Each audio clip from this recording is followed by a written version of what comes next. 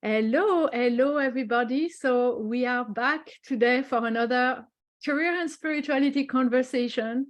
And I'm Julie Pone, and I support spiritual seekers having a career experience in this 3D world.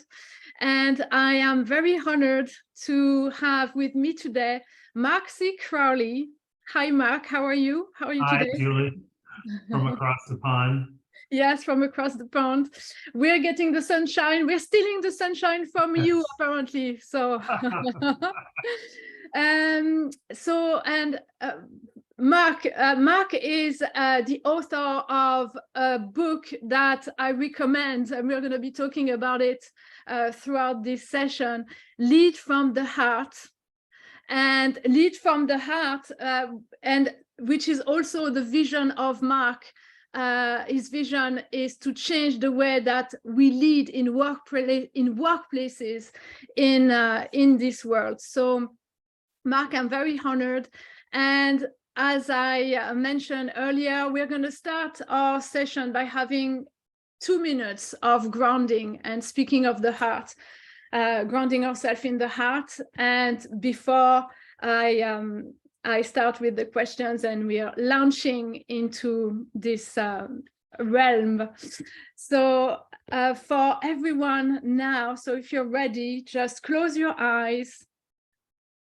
If you're in capacity to do so, of course, not if you're driving or doing something that requires all of your attention. And to start with, I'm just going to invite you to press your feet onto the ground for just a few seconds and acknowledge the presence of the earth underneath us. Just acknowledging this unconditional support from the earth. And then just allowing our attention and focus to move back all the way from our feet into our chest, and more specifically in the middle of our chest, in our heart area. And now just imagine as if your breath is flowing in and out directly through your heart.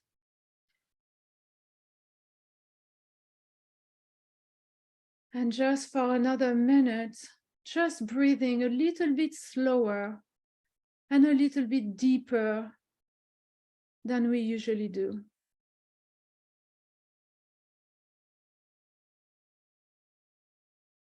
Feeling the breath entering the heart as you breathe in.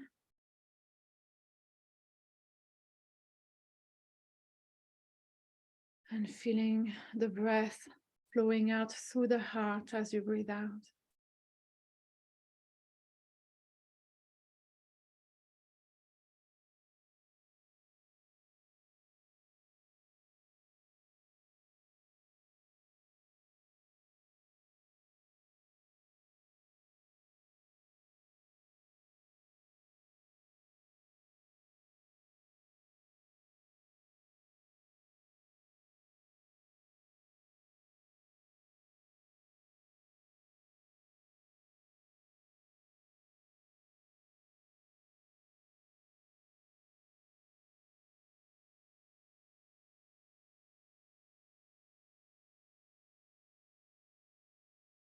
Beautiful.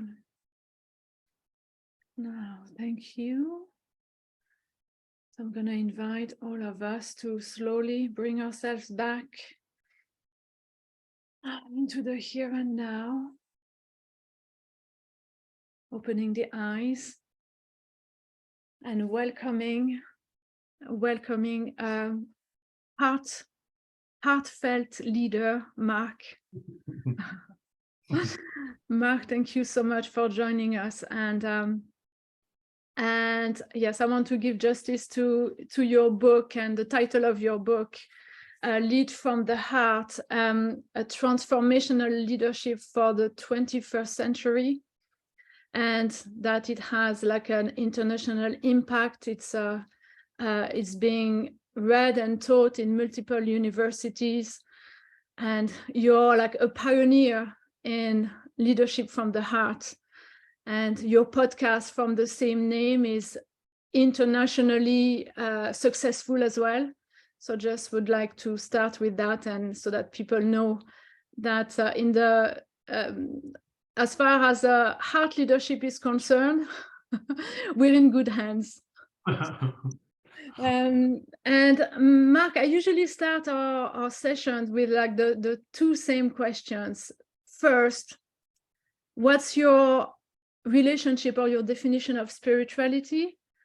And then to tell us a little bit about your career and your journey, and what led you to do what you're doing today, and how spirituality has weaved its way in your path. Wow. We could probably talk for hours about both of those topics, Yes. right? And by the way, like I meditate regularly, and I do a walking meditation every single morning at 5 o'clock in the dark on the beach by myself.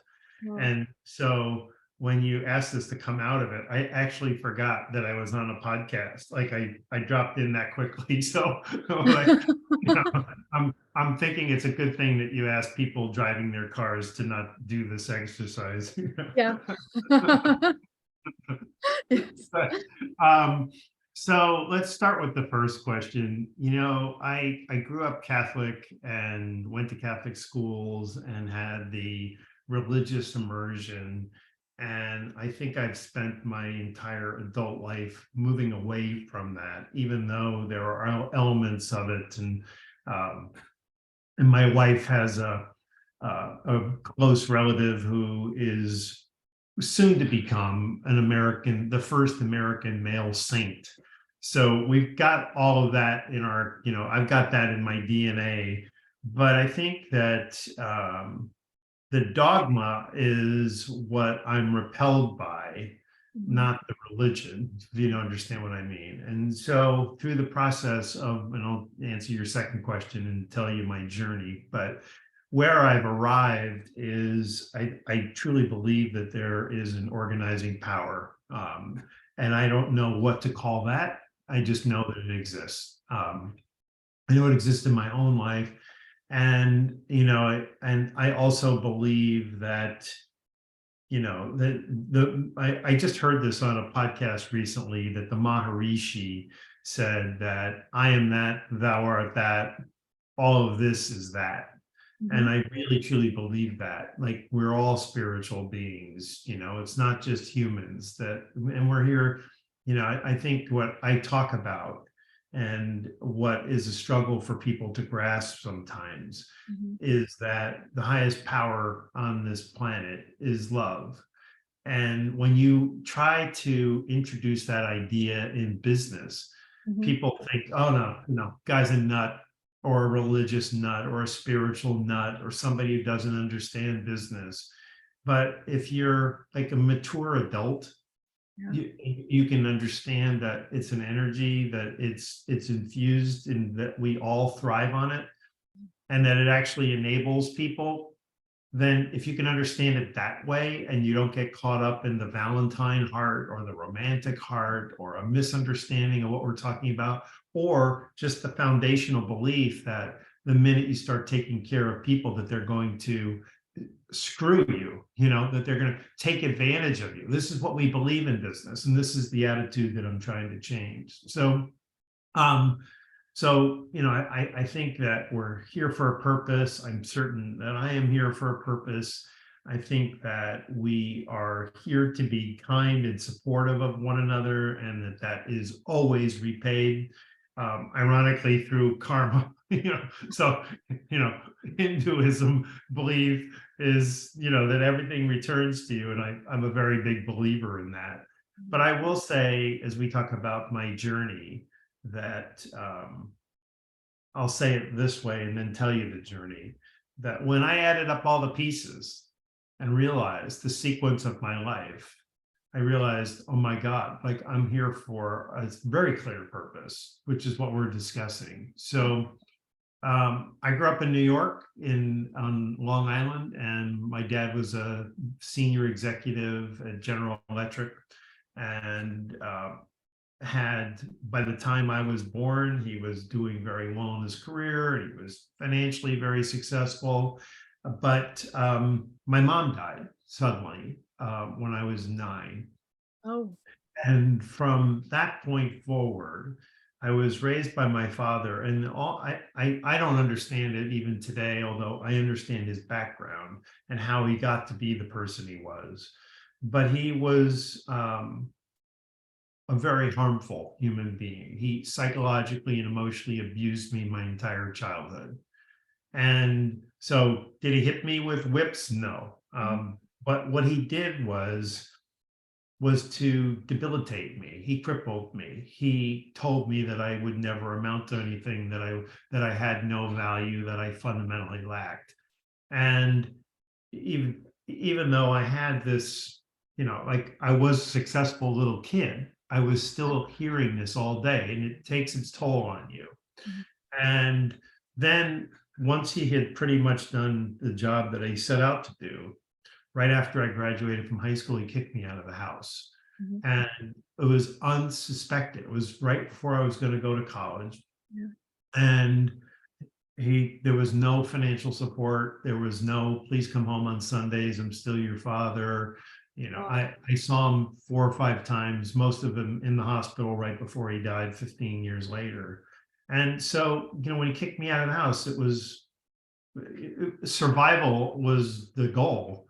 But it was also the goal that if I believed that, because he told me that I was going to be an abject failure, that if I didn't graduate from college by hook or by crook, then he would have been proven right. So I had this supreme motivation to graduate from college. And in the early couple of years, when I'm just trying to make it through life, I don't know why they didn't kick me out, but somehow through everything we're talking about, that wasn't meant to be. I wasn't meant to be kicked out. But by the time I graduated, I actually had mastered it. I was doing very well. I believed like I belong here, I'm capable, and I went to a top university and graduated. But a couple things happened. One was that I looked at the people who were graduating with me, Julie, and I realized they all believed so much in themselves that they were going off to Harvard Law School and going to medical school. And all I was thinking about was how fortunate I was that I survived this. Thank God, but I'm not good enough to go on. And I couldn't see that I was just as smart and just as accomplished, and actually more accomplished given the challenges that I had, right? I was just looking at them and I'm thinking, well, why do they believe so much in themselves? Like I wouldn't even have thought to apply to a graduate school. I thought that, no, you don't belong here.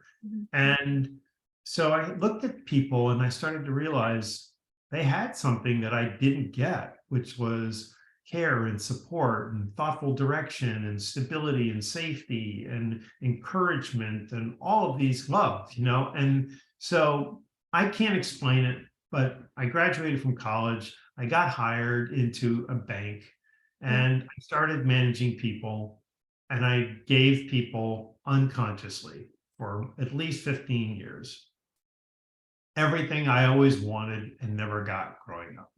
Wow. And so, because it was unconscious, I'm doing this with people. I'm making them feel safe. I'm telling them directly, like, I'm so pleased with myself because I hired you.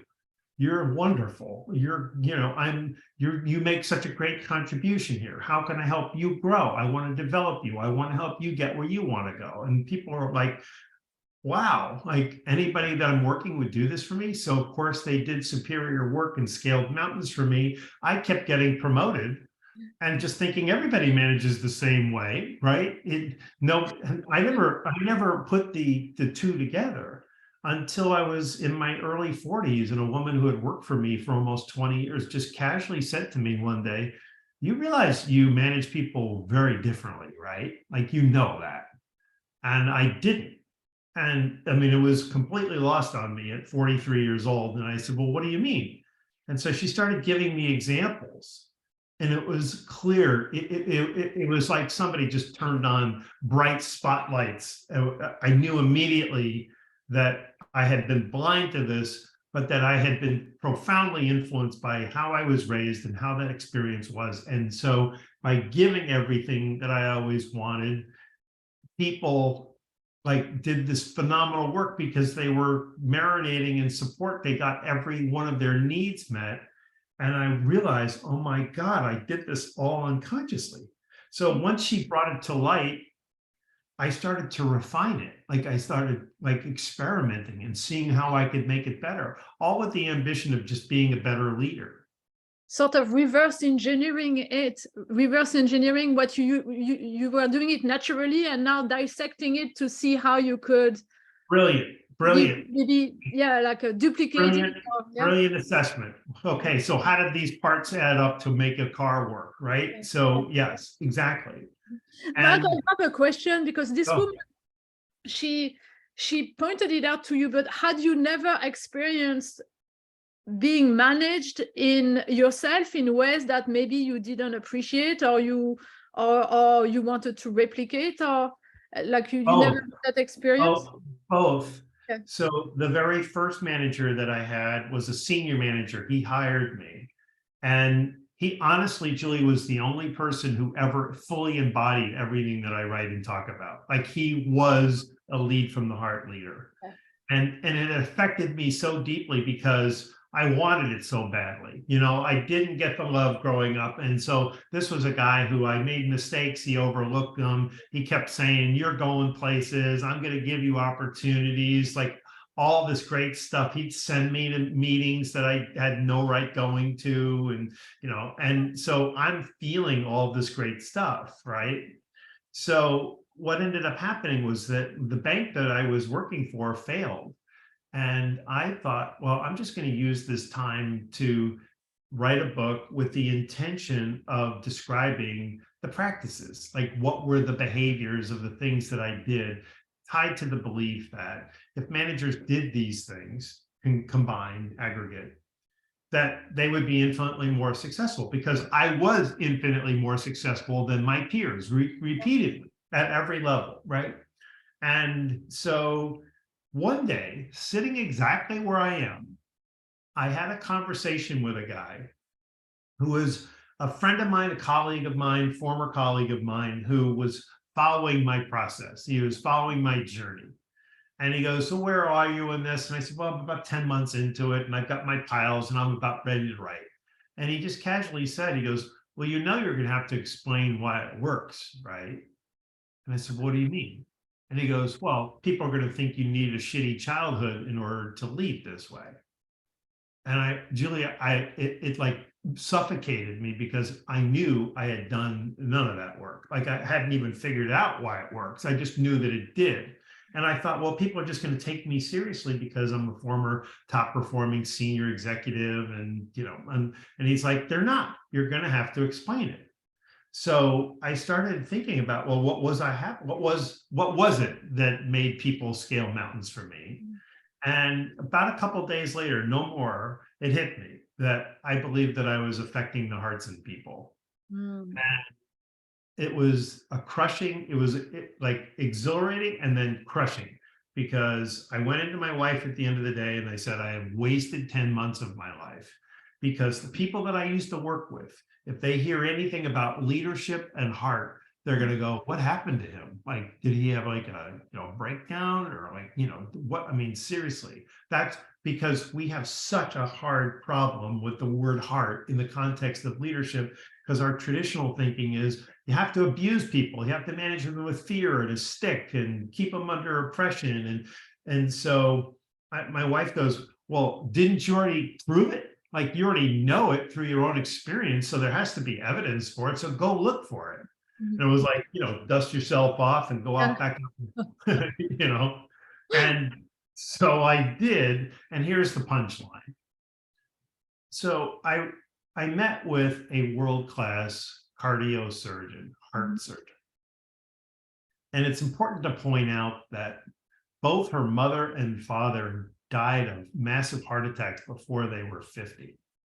Ooh. And so this is a woman who's a searcher. Like, I think she became a cardiologist to heal herself as much as she did other people, Yeah. And, but she's world class, graduated top of her classes, written several books. But she happens to be here, and I happened to get an introduction to her because I had tried several people. Nobody wanted to talk to me. Wow. And I wrote her a letter and I just said, I have this feeling that I affected hearts in people. And is there any science to show this? And I walked into her office. She didn't even get out of her chair. She just looked up at me and she said, Mr. Crowley, you figured out something that we're just figuring out in medicine. And I didn't even know what she was going to tell me. I had tears coming down my eyes because I knew that what she was going to tell me, whatever it was going to fulfill, was going to completely confirm my whole life experience. And so she said, when I went to medical school, we were taught to treat the heart like a carburetor. Like the medical students are working on cadavers and they're like, I don't really want to touch this. That's like that's their humanity. That's their soul. That's their spirit. And the doctors teaching her were like, no, it's a carburetor. Treat it like a car part. Get in there. There's nothing there. It's a pump. Yeah. And so she said, so I become a cardiosurgeon and I meet with my patients before I'm doing any work, obviously, to see what's going on. And she goes, I stopped just saying, let's just take a look at your heart.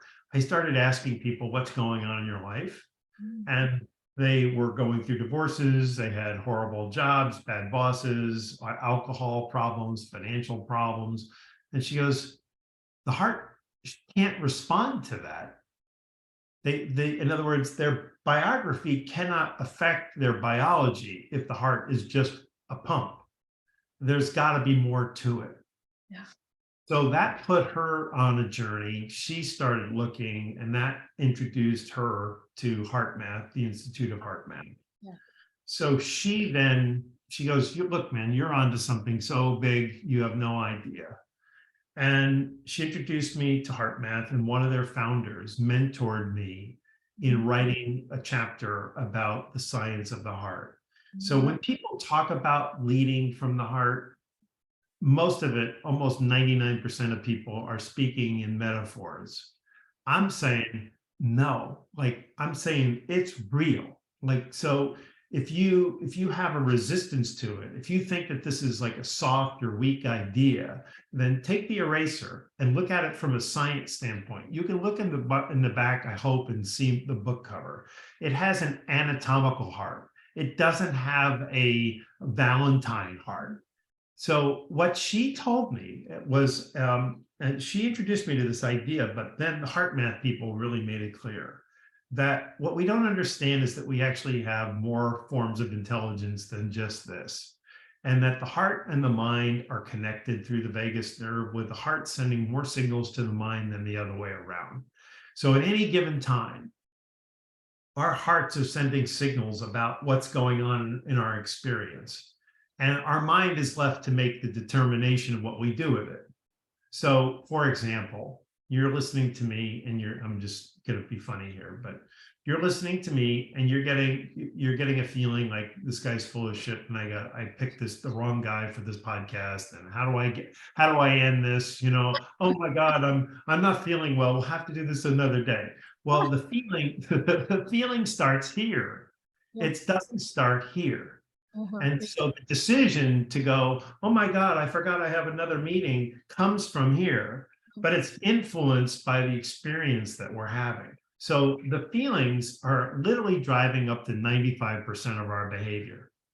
So I'll stop here and say that where I landed is this understanding that feelings and emotions drive up to 95% of our behavior. So we need to be concerned about what people are feeling and experiencing, because that trips whether or not they're engaged or happy.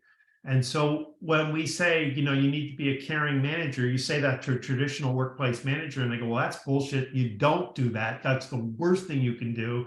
I'm saying it's actually the only thing that you can do. The more you care about people and the more you support people, through science, through nature, just like we are hardwired to thrive on positive emotions, not negative emotions, not fear and intimidation. So that's my journey. And that's, it all started with my mom dying and the abusive, father, and being kicked out and having to figure it all out, because I think it not only gave me more empathy for other people, because nobody experienced worse than I did in many cases, but compassion, and understanding that, like, these are all really positive things. The people who gave me those things were the people who changed my life and gave me hope. Well, the first thing that came to my mind when you were telling the story is that on top of it, you're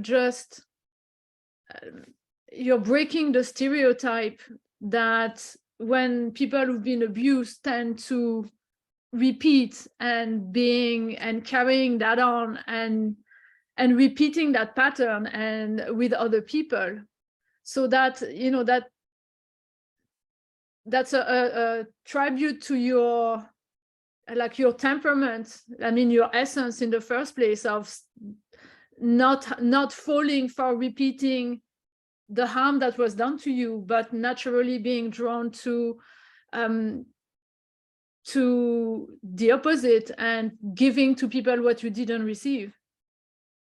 It's interesting because people say this to me and I can't reconcile it, because there was no conscious decision. Julie, I'd love to say, oh yeah, I'm going to be the person that's going to change it. That happened. That's what I did. That was my behavior. But it's almost as if there was someone inside of my mind going, this guy's got two choices right now. We're going to block this road. The only road we're going to let him go down is to care about people and see how that plays out. And so what ended up happening for me was, this is all unconscious. Mm-hmm. But let's say you're working for me and I'm managing you this way, and I'm making you feel something you've never felt before in a work experience. There's something spiritual going on inside of you, and it's a fireworks that makes you want to do more for me. Like, and that's just the way it works, right? But I got so much from that. Like, it was like, that could, I think, I don't know if I associate it with, I think it was just, I proved that had I had all those things, I could have been a different person. I could have been more secure. And so it completely fulfilled me to see other people thrive, but it also had a way of healing me. So I can't explain it. I know that the truth is that if you're abused, the chances are you're going to abuse others. That's very much the way it is. I love to take credit for that decision. I think it's all part of the mix of why I'm here and why I'm doing what had I made the decision to abuse people, we wouldn't be speaking together. Yeah. That would be a very different conversation. Right. No, I like that. And but also, like, when we're talking about like caring, and that it drives behaviors and our feelings drive behavior, but that in business, you say it's not the original, it's not the natural behavior, that we would tend to be more strict and like not go down that road. But so also with what I also learned from Heart Math, actually coincidentally, is that what cuts our access to the wisdom, or like that caring side, is stress. And when our system is out of balance, and our nervous system is out of balance because we are experiencing stress, we don't have access to the care, to the voice of the heart, to that intelligence. So we are like basically fight or flight and survival mode. And I have a theory that people or managers that are not caring, that maybe originally it stems from like the natural pressure and stress that people experience in the workplace, that tends to cut them off from, even if they have that natural tendency, cut them off from it. So I'm curious, did you were you always were you like particularly stress resilient, that maybe like you didn't let pressure derail you, you didn't let survival instinct kind of stray you aside from your values, from your... Well, there's two things going on here. The first one is that we have it's the mind that tells us, don't listen to this. Yeah. It's the mind that says, hey, these emotions or whatever's going on down here is only going to get you into trouble. So in business, we hire the smartest, brainiest, rational people, the people who can do math and spreadsheets and whatever, right? And we don't hire people into management roles thinking, is this an empathetic, caring person? Is this person going to advocate for others versus compete with them? We don't ask those questions, and we don't care about those questions. We don't reward people when you hear, well, Julie's a really caring manager. Well, some people, like a CEO, might go, well, she's probably not good for management then, because we don't need that. So it's a belief system that is so deeply entrenched that it's just hard to get people to go here when it's almost, I don't know if you've ever heard this story, but, like they used to feed prisoners lobster, thinking that lobster was like the worst food on the planet. So give it to the prisoners. And then one day, somebody said, wait a minute, this is like pretty good. We should charge $100 a pound for it, and so, but it's a mind shift, it's our attitude towards it was, that's crap, give it to them. What I'm trying to get people to do is to say, well, the way you've assumed that we need to be the brainiest actually isn't the best way to manage people, because we feel. So you're coming with your mind telling you what you should do. Yeah. And I'm feeling the outcome. And generally the mind is going to go, we should do layoffs, or we should put, we're not hitting our goals, so we should terrorize people. We should micromanage them. If you go back down here and go, hey, my mind just said we should terrorize people. What do you think? Well, heart's going to go, that's not going to get you the outcome that you want, because you're going to put people into a state of fear, and that's toxic chemicals inside of them, and that doesn't enable them. So maybe come up with another idea, right? So then the mind goes, all right, well, what about this? This is how it works, right?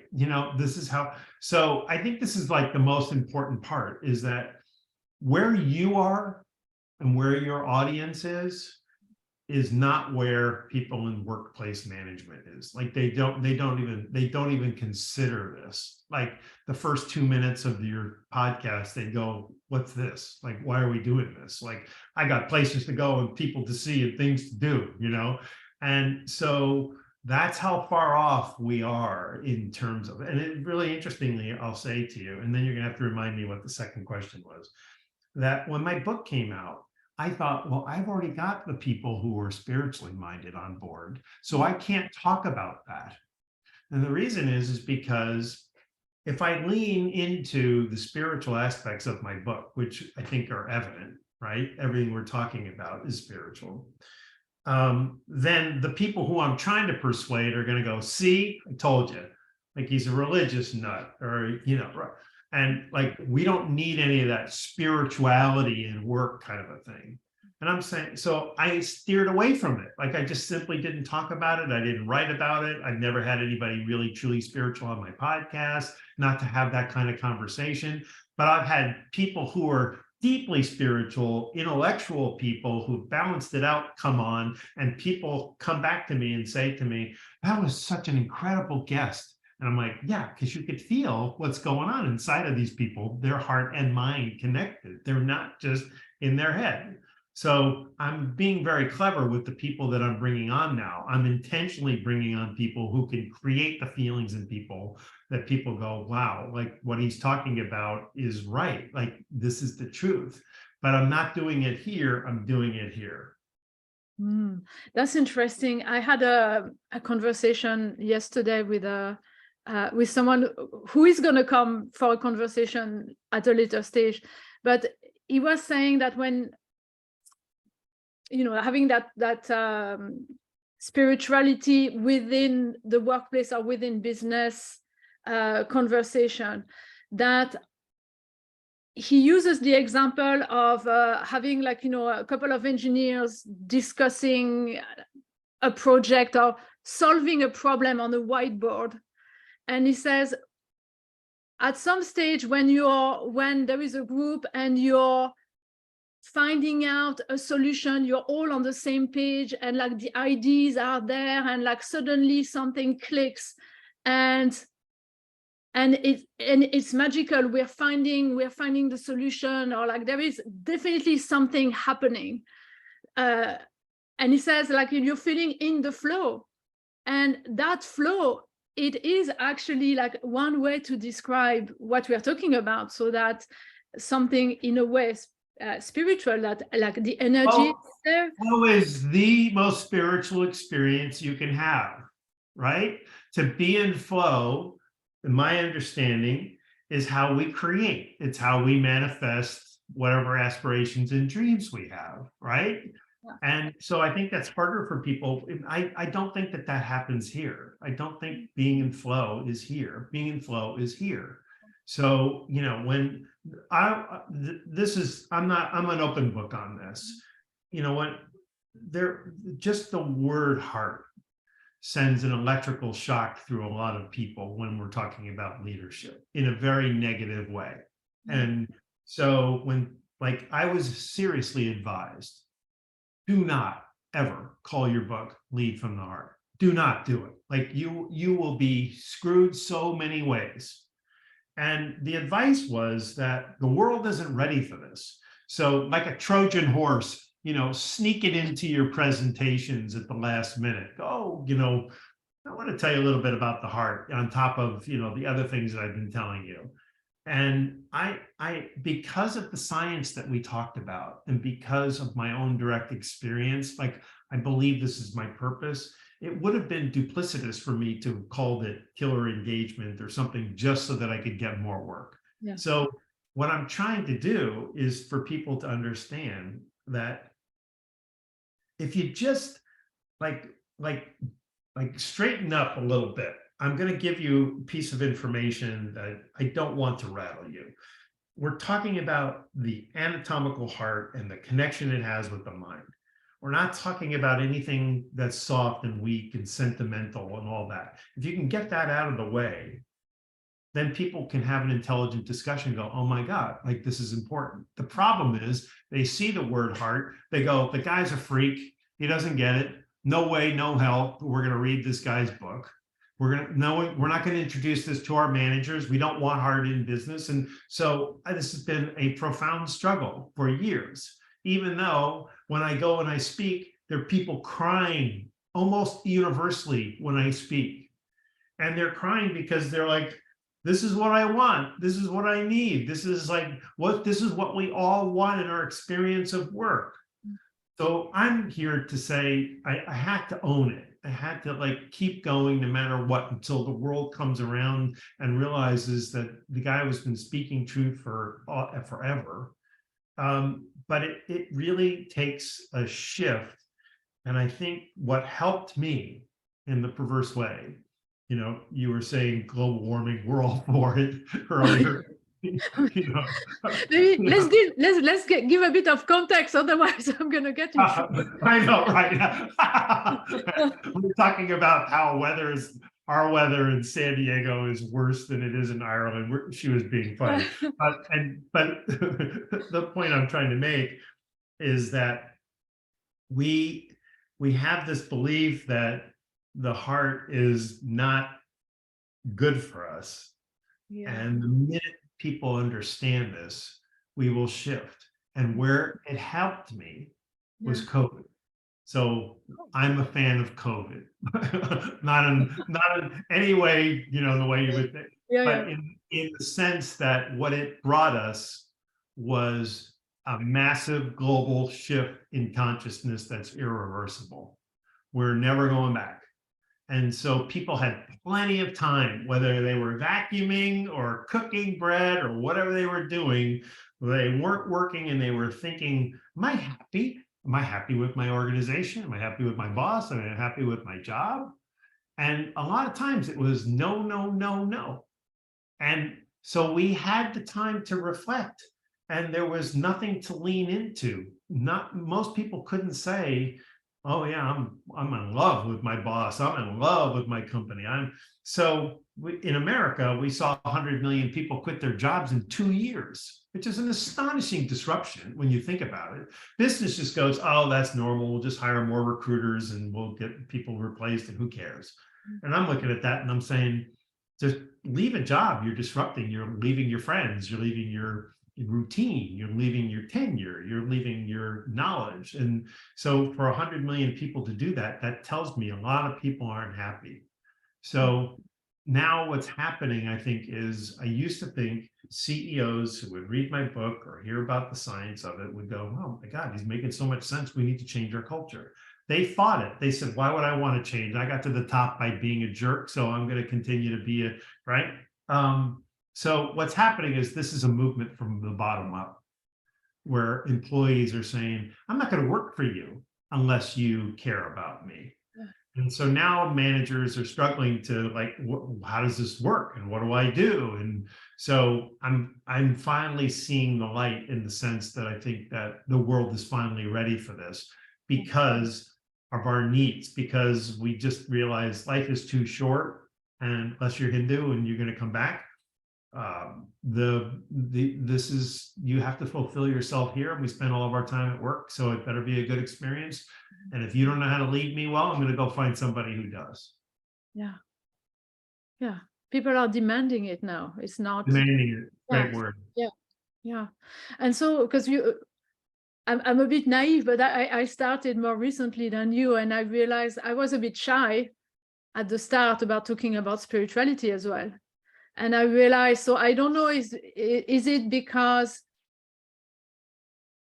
when you're on the right wavelengths, maybe you attract the right people. But I realized that whenever I would talk about it, I would have the courage to talk about it. I would open the door a little bit, having conversation with people. And I realized very quickly that it's a little bit of a taboo, but if you're the one who has the courage to open the door, then people grab the door handle and then they knock the door wide open, and they feel safe, and they start talking a little, opening up about it. And so I realized that so many people just are so open to it, but I had to be the one opening the door. That is such a great image. It's so you were talking about, I've got a global audience for my book and a global audience for, my podcast, and I've got 140,000 Twitter followers, and you just sort of explained it to me. So what I'm attracting are people who are already on board with this. I didn't need to persuade most of these people. They were already persuaded, and they're just like, this is my community here. This is where I want to be. I want more understanding of how to do this. I want to hear what other people are doing around this. I want more confirmation that this is the right thing, because I already believe it. That's who I think I've attracted. And it's huge. And but I diminish it all the time, because in the scheme of where the world is and the impact that I'm trying to have, it's just this little impact with people who are already on board. What I want is for people to wake up and go, holy cow, the guy is right. Like, we got to move, we got to change, and this is what we need to do. And to see organizations flourish because of this, and just completely Instead, we just keep getting the same jerky behavior. Like, we're digging into this. I just saw this statistic yesterday that said, this is in America. They did a survey a year ago, and then they did the survey again. And these are HR senior managers. Yeah. And there was a 16% reduction in the number of HR managers saying that their CEO had empathy. So, don't have empathy? Like, how could you be a CEO and not have empathy? It's because we're not putting people into those roles who care about people. They care about numbers and stock returns and shareholders, investors. That's where they defer. So in the moment that you have this tug of war between let's do what's right for employees because it's the right thing to do, or let's not because we can give more to shareholders right now, and maybe we'll come back and give these guys something later. We just keep doing this over and over and over and over. And then, of course, now you're seeing all these layoffs, and we're rattling cages again. There are ways to have avoided layoffs. You could do job freezes. You could do furloughs. Everybody take a month off on pay, but nobody's going to lose their job. I can survive for a month. Without pay, I can survive. Maybe I redo my lawn or go on a vacation or sleep in, watch some TV, whatever I do, I'll be back in a month. It's not going to kill me. But to go out to your employees and say, we're struggling financially, we can't afford to keep going the way we're going. I have two options. I can lay off 5,000 people, or you can all take a month off. What would you like to do? They're like, you would save us? I mean, that feeling goes here. But did we see anybody do that? Instead, we're laying people off by Zoom calls and email, and it's heartless, but it's so harmful. So that's kind of where we're at. So because we're talking spirituality as well here. So it looks like the polarity between like the paradigm of separation, like the perception or the still living in that understanding of the world that's very Newtonian, that like we are separate entities that are not connected, and what I do to you doesn't have an impact on the rest.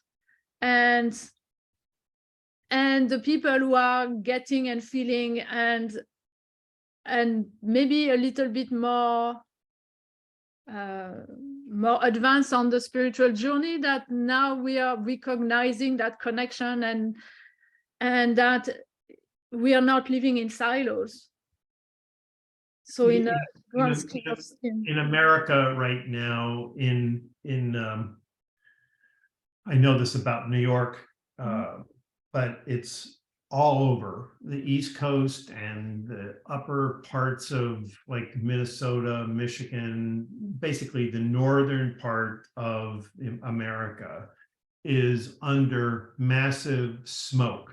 Toxic smoke right now. So bad in New York City that they closed the airport, which in New York, closing the airport because it was so toxic, but it was also so thick that they couldn't see. And this is happening because there are fires in Canada, 500 miles away.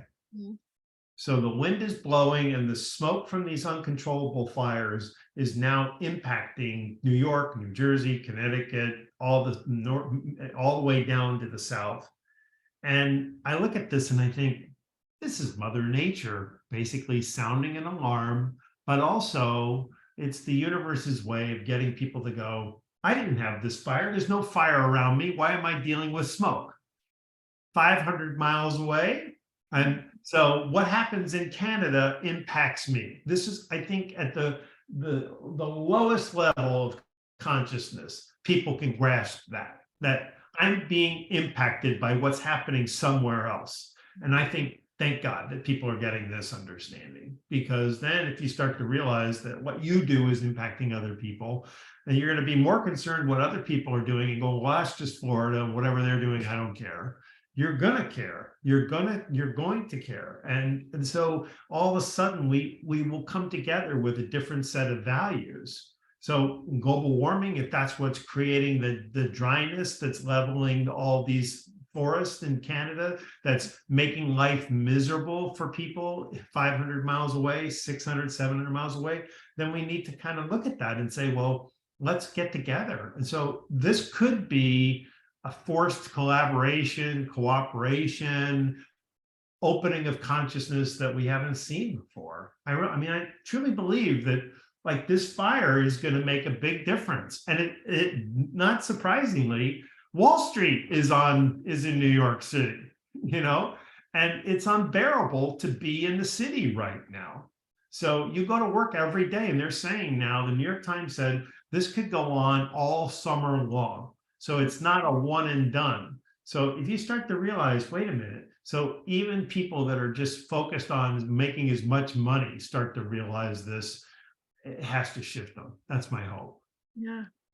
Yeah, and like if because now, like, and I'm never gonna do it justice, explaining it with my layperson words, but like physics now is acknowledging what they used to call the ether, that we are living in that sea of energy, and that connects us all. And well, not ironically, but turns out like the heart is one. Is that organ that has that ability to talk through the field, like sending, like that's how we broadcast a different, how we broadcast information through this field is through like the beating of our hearts and the emotions that we are getting out through the heart. So it's actually like the instrument of communication beyond the separation.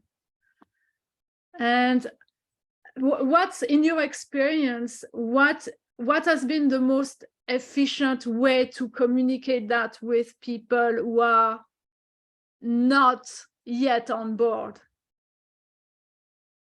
I asked them to think about the best manager that they ever worked for, and to tell me, like, to describe them. Doesn't matter if it's a man or a woman, just tell me their behaviors. Yeah. And so you start to list them out. Well, they saw something in me that I didn't see in myself. And they would teach me everything that they knew. And they would forgive me when I made mistakes. They trusted me to do my work.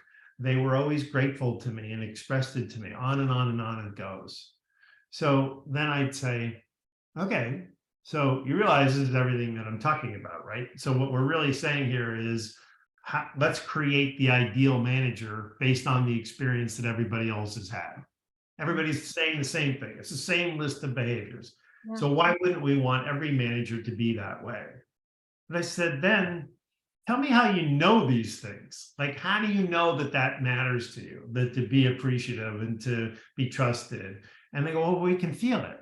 And I go, okay, my job is done here. So you can feel it. So nobody ever goes, well, I was thinking about it and they were a very grateful person. They always say, right, I can feel it. Oh, so you get them to say the F word. Yes, exactly. Absolutely. Nobody has any trouble doing it. Even the cynics have, because I'm tricking them. I'm not tricking them, but I'm taking them down a path that I know what the answer is. Yeah. They're just not aware of it. They're just simply not aware of it. And I think they also think that,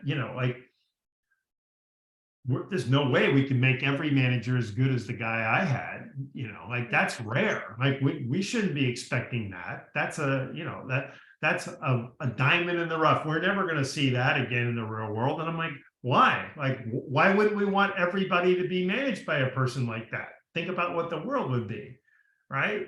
So do you want 99% of our managers to manage with fear and intimidation and just accept that that's part of the shittiness of work? Yeah. Or would you like to spend your life working for someone who's going to advocate for you, coach you, develop you, help you get where you want to get in life? Which one of these appeals to you? Like, nobody has any trouble with that. It's just people, we just accept, we're lemmings, we just off the cliff we go. So what I'm trying to do is just change their perceptions. But I have to get in front of them first. That's the thing, Okay, so how do you get in front of them, and how? Yes. So when you started 25, that was one question I had. Like when you started 25 years ago, on a scale of 1 to 10, like, you said that people were very closed off. The heart, no, like, it's a spiritual nut or whatever. And so if when you started, you were at like 0 or 1 in terms of people listening, like, where are we now? We're not that far better, actually. Yeah, well, I mean, I don't want to say it quite like that, but like change is hard for humans to begin with, right? And so I guess I'm at the conclusion that it's much easier to teach people coming up a new way so that they're not tarnished by ever having been taught or exposed to the old way. Okay. So by the time they come up and become a manager, they only know one way. So like you mentioned earlier that my book's being taught in several universities, these people go off and then manage people, and they're going to be influenced by this, right? And they're not going to go, I want to manage the old way. In many cases, they don't know it. Or if they do know it, they've been exposed to a better way and they are repelled by the old way. So either way, they're going to be bringing this into civilization at some point in their lives, right? So as they progress into their careers, they become senior managers and run companies. 20 years from the day that I started with this, there will be people running companies saying, this is the way we're going to do it. Change it from the top is much harder because people defend, why should I change? I've been successful. And then they think, it's like the idea is that if they change, they might become weaker. So whatever level of success they're having, they're afraid of losing that. So they don't want to change. And because they're afraid, so I have this, people say to me, you use a lot of food metaphors, and I don't know where that comes from, but let's just say that managers, let's say we have 20 managers and they all run a pizzeria. Okay. And they've been working in pizza for a very long time. And they can take the dough and spin it, and they throw it on there perfectly and making pizzas, and everybody says your pizza is fantastic, and they can do it in their sleep. Right? So the manager, the owner of the company, comes in one day and brings all the 20 pizza managers together, and he goes, chicken. We think chicken is the future. And so what we want probably 60% of our business in the future to be chicken. So we're going to teach you how to cut it up, how to chop it, how to bread it, how to fry it, how to, cook it up and make it delicious. And we're going to make you experts in chicken. Well, you might say, well, people are going to go, great. I'd love to learn something new. Yeah. Instead, they go, well, wait a minute. Like, I'm the pizza guy. I'm known as the star pizza guy. I can spin a pizza. I don't know crap about chicken. And I don't want to look stupid not being as good at chicken as I am as pizza. So they just keep making pizzas, and they go, we'll get to the chicken. Do you guys have chicken? Yeah, we have it, but the pizza is really good here. And so this is what I'm up against. I hope that makes sense. Yeah. Is that there's just this, I don't want to have to embrace a new way of leading because it's not my natural disposition to do this on top of it. So one answer I have is, from this day forward, we have to start hiring people who have these inclinations into management. So it's not enough that you're smart. You have to demonstrate and have history of demonstrating that you advocate for people. Like, it's not about you. It's not about your career and your advancement and your money and your recognition. It has to be about like a coaching mentality. Yeah. You're not going to go onto the court or the field at the last minute and go, okay, off the field you go. We're down by 1 goal. I need to be on the field. That doesn't work. Mm-hmm. What works is you teach the players, here's the play. Here's how we're going to do this. We've run this through routine 1,000,000 times. Here's how we're going to win the game. You guys go do it. That's the attitude that we need. So if we start to hire people like that and they start to succeed, because they will naturally, then people around them are going to go, what's that guy doing? Or what's she doing? And I want to do more of what they're doing because they're succeeding. And this is how it's going to happen. Yeah. And there was the stress element that I was asking, like, a while back, because stress gets, once we get into fight or flight, that's when we get derailed from our even natural disposition to be kind and patient, etc. So having a manager that is able to take it and that is caring can mitigate the stress for the people under them, and so stop that break that vicious cycle that, when we are stressed, we're not as agreeable, etc. But as a manager, that needs to be someone who can take that pressure. And I was wondering, were you someone with like a particularly resilient and really able to take on the pressure and not having it stray you from your natural caring nature? Yes. But it was like, how do you forge steel? You stick it in the fire, right? In very high temperature. So by the time I was managing people, I had lost my mother. I had suffered through massive abuse. I'd been kicked out of the house. I had to struggle financially. I had doubts every single day. If my car broke down, I wasn't going to be able to finish college. So there weren't that many problems that I faced by the time I'm managing people that I hadn't dealt with in my own experience, right? So, and I wasn't aware of that because my father had beat me to a pulp in terms of my belief in myself. So I was always living in some degree of fear, but I was able, I think just because how I instinctively figured out how to survive, I just operated that way. So I could be a lighthouse, if you will, that level of support. And it's interesting because, this is your orientation here is spirituality. I believe that you have to get to a point where you know yourself so well that when something ambiguous or some major setback happens, like your manager comes in and goes, you're only 40% the goal and you only have another week. What are you going to do about it? Well, I'm going to go beat the shit out of my employees and get them to hit their goal. That's what I'm going to do. I'm going to pass on the crap that I'm getting. So I'm speaking of the vernacular here. But what I did was and I was managed that way over and over and over, like people kind of reacting that way.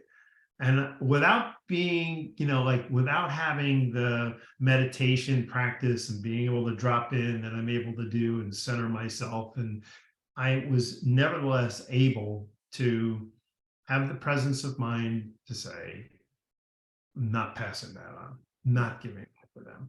So we reoriented and said, hey, we're only 40% a goal. We only have a week. What can we do?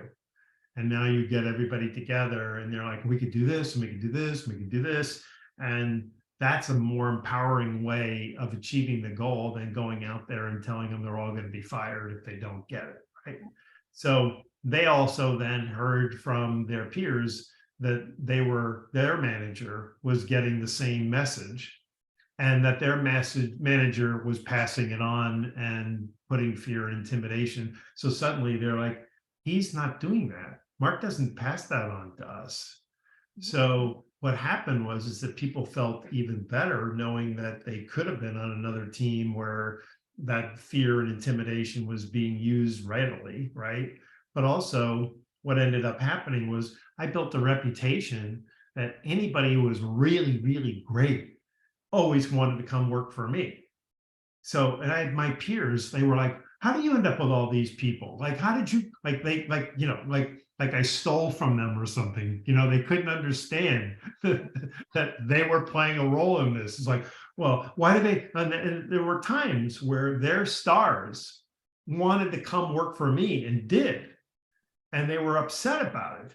And they were, are you recruiting them? Are you, what are you doing? I'm like, no, I'm just being me. I'm just like, this is what they're coming for. They're coming to work for somebody who makes them feel things that you're not feeling. I never said that to them, but that was the answer.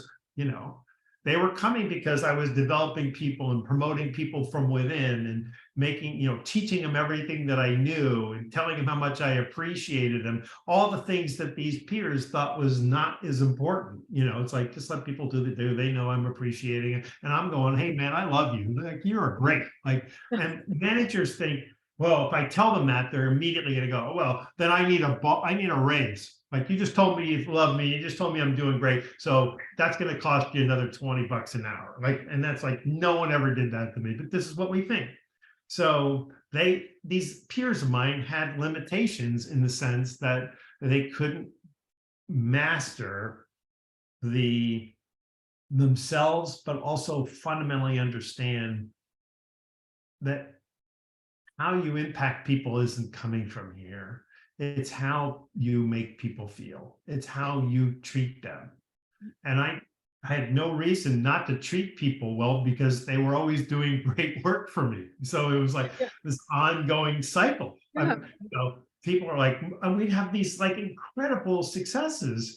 And so it was like, why would you just, it made me love people more. It was like, God, you're just doing great. Like, it's like, what else can we do? It was that kind of an attitude. So it just became this like incredible energy, and it carried me everywhere I went. But interestingly, in my last job, I got promoted, and the company was up in the Pacific Northwest. They were based in Seattle. Mm-hmm. And so I became a senior manager, but they let me stay where I was living. It was a national position. I was traveling all over the place. But when I went up to Seattle and started working with people who had been around for a long time, they weren't really responsive to me. Like, there was, I got promoted. People saw that I was talented and got great reviews. But people that I had never had any exposure to, that I'm now peers with at a senior level, they were all managing from here. And so I could feel it too. I could feel that, like, that's so missing here. I didn't articulate it. I didn't know what it was. I just felt it. These people are like, there's an evolution that was missing with these people, but I think this is the future. I think it really is the future, but it has to start with just a new paradigm of who do we hire into management positions. Yeah, and actually, Henry Stewart, who, like, we were talking about a little bit before, in his manifesto called the Happy Manifesto, he talks about that we, like, one new way to manage companies would be to have 2 tracks of promotion. That usually, like people that get promoted because they're doing great work, they're good at what they do, so then we want to promote them, but they don't necessarily have the people skills. And so, like you said, it gets to be people with people skills who get into the management, but we would need also a track that reward people who are good in their non-management, non-people skills, engineering skills, and that they can also be promoted, but not have for them, the burden of managing a team when it's not really what they're good at. I've written about this extensively, and I completely agree. I think it's bigger than people skills. Mm-hmm. So it's really motivation. Mm-hmm. It starts with what is a person's motivation. So, for example, let's say Susie, this is when I speak, I actually talk about this. So Susie is the #1 salesperson on a team. And let's say everybody's in the same office building, and you walk around, and you all of a sudden you get to Susie, like ribbons and awards everywhere and trophies, and everybody knows Susie is the #1 salesperson. Every month, every quarter, Susie wins. So now all of a sudden the sales manager quits and there's an opening. So management gets together, they go into the conference room and they go, what are we going to do? We need somebody for a sales manager's role. So somebody says, well, Susie's the best one, so we should make her the manager, and then she's going to teach everybody to be great like her. So we're going to have a whole team of Susies by the time we're done. And then the next guy goes, let's go to lunch. Perfect. Great. Hire Susie. So we bring Susie in, and why doesn't it work? Because what makes somebody want to be the #1 salesperson is a drive to be singularly important. They want the recognition for themselves. They're trying to prove something to the world. They're competing with other people. They're not sharing ideas. They're not teaching other people. They're not sharing their secrets. So then you make Susie the manager and she starts managing people. She's like, well, I'm not going to teach those people anything because they're going to try to come and get my job. Or I'm not going to recognize them because then they're going to think there's something special. Like, and this may or not be conscious.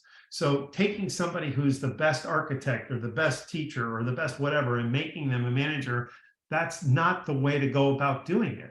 What the way to go about doing it is to find the skills that you need to be a good manager and go find that. And interestingly, if you look at sports, you'll see this. Like the very best athletes, the people who were the stars that were made coaches, end up failing. And the people who were made it to the major leagues, you know, they made it to the big time, but they weren't the stars, tend to be the best managers because they have the fundamentals. They got to the level that they're coaching at, but they also have a whole nother skill set. You know, they're sitting on the bench cheering everybody else on, or they're right. It's that kind of stuff. So yes, so I'm on board with it completely. I just don't think it's the people skills. I think it's just how people are wired and what motivates them. They end up, Susie competes with the very people she's supposed to be supporting. Yeah, that can't work. Yeah, for sure. Right. Yeah. So Mark, is there anything that, is there any question that I haven't asked that that you would want to answer, like, or any last words, or how do we support, or any word to the audience of how to make that movement progress, and like how to get to support you into being more, like, even more visible and getting vision to first of all, let me say thank you, because you've allowed me to do like 90% of the speaking here, and it's hard to go back and forth with the discussion because there's just so many moving parts, and you've been very gracious in letting me do that. So thank you. It's been a conversation, and you've asked some brilliant questions and then given me the space to kind of communicate that. So I am very, very grateful for that. Honestly, Julie, sometimes you'll have conversations where you'll say, well, when I went to college, I really struggled. I struggled in college. And I'm like, okay, that's not where we're going here. It's like, so makes me laugh, but you're really, really talented at this. So thank you. I would just say that, when the book came out and I was told you're going to fail because of the title, I started writing for Fast Company magazine. And then I thought, well, okay, so drip, drip, drip, people are going to see, hey, he's not such the nut that I thought he was. Like, he's actually making sense. And then I started the podcast for the sense that I thought, well, if people can hear me, they would surely know that I'm not a nut, right? So, and that's been very, very helpful.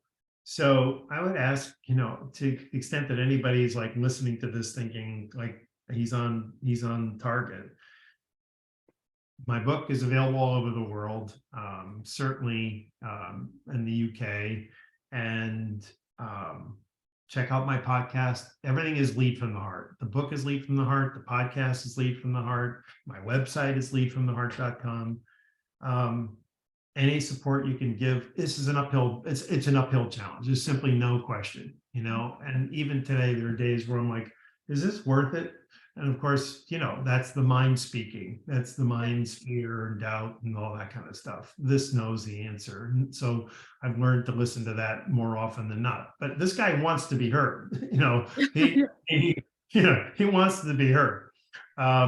So, whatever you can do, buy the book for your team, check out the podcast, hire me to come speak, any of that. I'd be grateful. Who is the best point of entry? Is it HR people, like, to get you into making some change in an organization? That's a really great question. I'm going to speak my mind here. I don't think HR has much power in organizations, in most organizations. I think they're being told what to do. I think HR, when I was coming up in my career, had a more of a orientation towards helping employees, and now it's defending the organization's decisions. So if HR had teeth, then you wouldn't see 12,000 people laid off at Google in one day via Zoom. I just don't, or email, right? So, so I'm not sure, but where it's people who are leading culture, that I think, may or may not be a part of HR, that are really the ones that I think probably make the decision. But HR should be making the decision. I'm urging them to step up and stop saying, look, there's enough information. When I wrote this book originally 12 years ago, and I just had a second edition come out. In that 12 years, like, people have picked up this information or passing on in different language. You've mentioned a couple, right? So people are speaking this. What I'm talking about now is irrefutable. There's no jury waiting to see whether this is effective or not. It's proven. So HR should be the one going back to senior management saying, look, we need to change our culture. We need to change how we manage. And they haven't done it. They simply haven't done it. And so we know it because of all the resignations. We know it because engagement has actually declined all over the world in the last 7 years. Why? Why would it go down at a time when people need so much more support? And so it's pretty clear to me, that what we're doing isn't effective. And I think HR people need to say, I need a place at the table that has as much power as everybody else. My voice needs to be heard. Yeah. And if they were to do that, then they'd be bringing me in, But I'll tell you one last story. What generally happens, my speaking agent has told me this, and it happened at Amazon, to kind of give you a real life example. Yeah. When they hear the title, so somebody will bubble it up and go, we got to have this guy in. I've heard him speak, or I've read his book and I love what he's talking about, and we need to bring him in. When they go to the senior manager and they say, oh, tell us about your speaker. Oh, he's great. Like, his book is called Lead from the Heart, and it's great. And he goes, what did you say? Lead from the heart? Screw that. Like, we need somebody who knows how to drive performance.